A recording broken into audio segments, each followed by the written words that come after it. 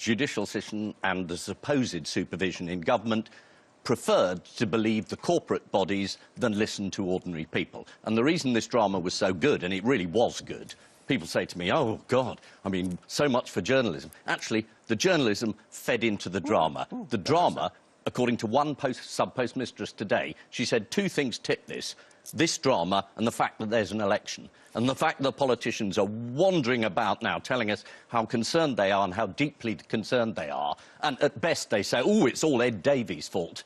Really? One Lib Dem? Every single man in charge of the Post Office after that was a Conservative. Who was the Prime Minister when Paula Venables, the head of the Post Office, was given a CBE? It was a Conservative government. It was David Cameron. And he's still in the Cabinet.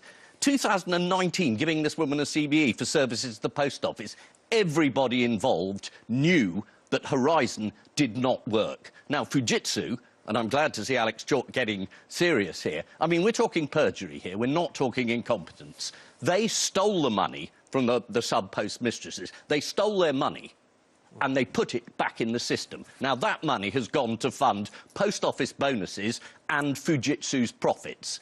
The government has continued to employ Fujitsu. What we need to do is say to Fujitsu now, we want compensation from you. How about £1 million per sub-postmaster or mistress? That amounts to £1 billion, which is nothing compared to what the taxpayer has paid out to Fujitsu. It is absolutely disgraceful, this. And I'm going to rant now, because there isn't much time. The idea that people are saying, guilty people could make a lot of money. They've already made a lot of money.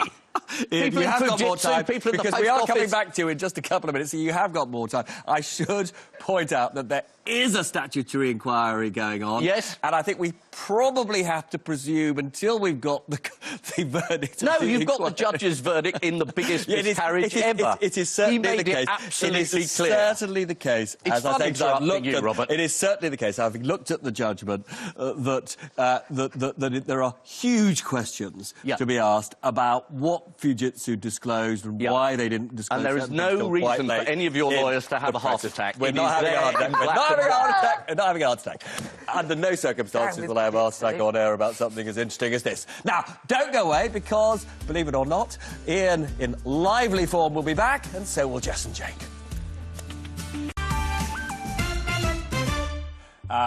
Welcome back. Ian Hislop is still with me. Now, whatever you think of Ian's passionate, should we say, criticism of Fujitsu and of the Post Office, I am told I have to read out this statement from Fujitsu. It says this: the current Post Office Horizon IT statutory inquiry is examining complex events stretching back over 20 years to understand who knew what, when, and what they did with that knowledge. The inquiry has reinforced the devastating impact on postmasters' lives and that of their families, and Fujitsu has apologised for its role in their suffering.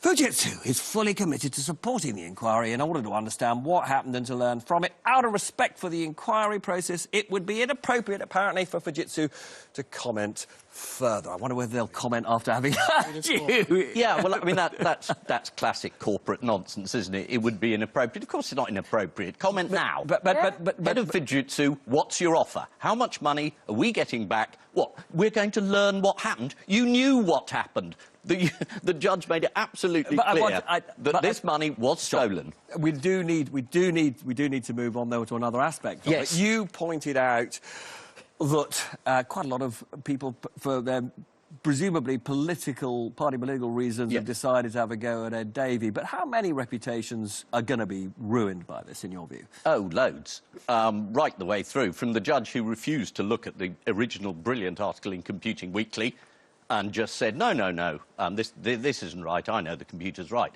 I mean, it isn't that people think computers are always right. They were told by human beings who knew perfectly well that there was a blip in the system, that the system was working. It was robust. It was perfect. It wasn't. And this presumption of innocence was serious people who sit on boards and are in charge of things know what's right. Ordinary people, i.e. sub-postmasters and mistresses, must be lying. No matter how many people said, look, we know these people. They run our village. They are really good people. They weren't believed. And it took so long. That is astonishing. How do you... Because among the many issues that I find incredibly difficult to get my head round is how you can have an institution like the Post Office that knows that sub-postmasters are sort of really valued members of their community and have been for decades and decades, how they can suddenly think that they've been invaded by a bunch of crooks. Well, It's so weird. I don't think they did think it. That's the problem, is that they maybe thought it at the very, very early stages. You should... As a constituency MP, you'll get a case in and you'll think, oh, I'm not sure about that. And then you get 4 more that sound really similar and you start to think, this is getting to a critical mass. There's an issue. But they lied. There was no critical mass. No, but they told each the one of them, point this is really important, they told each one of the complainants, you are the only one, complainant. yeah. And that is straightforward fraud. So I think the real thing, the point is, there was a mass cover-up by the Post Office, and as far as I can tell, to some extent, the civil service were complicit. And there was a mass cover-up. And, I mean, actually, the real thing that we should be talking about is, I know Porter Venables has given up her CBE. I'd like to give it back to her, because I want to see her stripped of her CBE, and I also want all of those bonuses that were given for high-performing post office managers with your record on the honours system.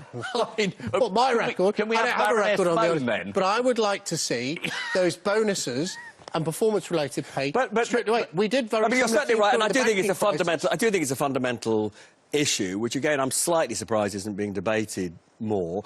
Allegedly, this management, including Porter Venables, turned the business around. But we now know, because of the hundreds of millions being paid out, those weren't real profits. No, they were incentivised. This business was not turned round. But like in the From having banking a public crisis where service we ethic stripped bonuses, in which they were operating in the public good, they were incentivised to make money for the Post Office. And that led to ignoring what was going on in the hope of getting better remuneration. And that's disgraceful. And all of them should have to pay those bonuses back. 100%. But, I mean, but the problem we got in this country, and it's a serious problem, is no government has actually put in place any kind of system that actually enables clawback in these kind of circumstances. And in the end, you're sort of relying on the goodwill of people to hand back money. Well, when has that ever happened? One thing we do control is their disgraceful. massive taxpayer-funded pensions.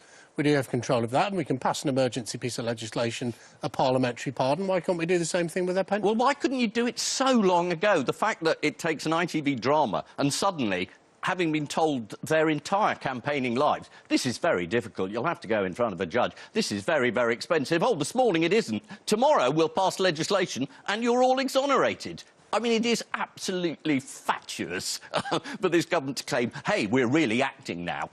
Did nothing. Did nothing the whole time. Sorry. That you're not sorry. That is demonstrably... Sorry. That is demonstrably complete and utter Why did nonsense. you give her a CBE in 2019? Why did you only want a CBE? Why did you I tell you appoint her to the Cabinet Office? You talk over nonsense. everyone else, and you've been doing it in the entire programme. Ian, let him speak. Two wrongs don't make a right. That programme, which you claim to love so much, and was an amazing piece of drama put together by ITV. What, you're saying I don't claim to... Ends. Why am I claiming to love that programme? Ends. I did like that programme. You can't just talk nonsense and not be It's not interrupted. nonsense. That programme ends in 2019 with that court case. Yeah. In the intervening period, Yeah. with £130 million plus has Actually, been you paid did out say to that earlier, Jake, and unfortunately, And the government has set annoyingly... Go and ask. Over! The programme's over! Now the go big and ask question. the Post All right, Office. I don't think we're going to have a chance to tell you what's coming next week. But anyway, bye, everybody!